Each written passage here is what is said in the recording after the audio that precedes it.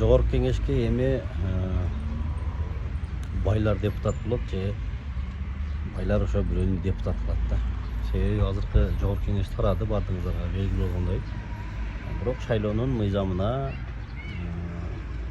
күрөө 300 000 сом. Шайлоого катышсаң 300 000 сом күрөө төлөйсүң. Бирок ал кайтарымсыз. Мурдагыдай өтпөгөндөр кайра кайтарып алчу эле да. Булар азыр уже кайтарбайт. Катыштыңбы болду.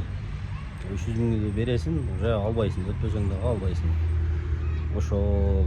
Анан эми 300 000ге жөнөкөй бир карапайым мугалим, карапайым врач дейбизби,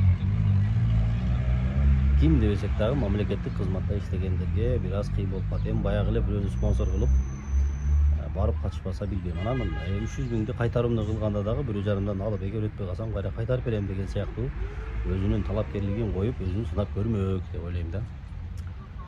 Ошол. Анан дагы бир нерсе, бул ар бир талапкерге 1000ден үгүтчү деген, билбейм, бул ашыкча болуп кетти окшойт менимчечи.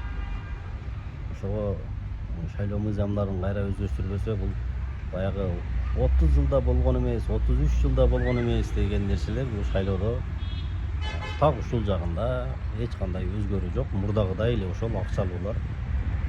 Балким мен ойлоп атам, ушу бийлик башчылар деле өздөрү билип атат окшойт деп, шайлоого катышам деген бар эле уже, значит, бай адамдар экен деп.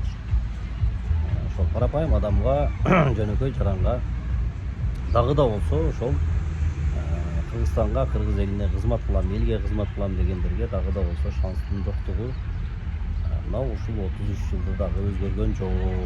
Анан шайлоонун таза өтөбү, таза өтпөйбү, ал жагын эми азыр бийлик өкүлдөрү обеспечить этебиз, жоопко тартабыз деп атат, бирок канчалык таза өтөт билбейм. 1000 үгүтчү деген, билбейм, ал 1000 үгүтчү акчасы бар адам кенен эле сатып алып, башка жолдорун, любой жолун тауып сатып алат деп ойлойм да. Ошол.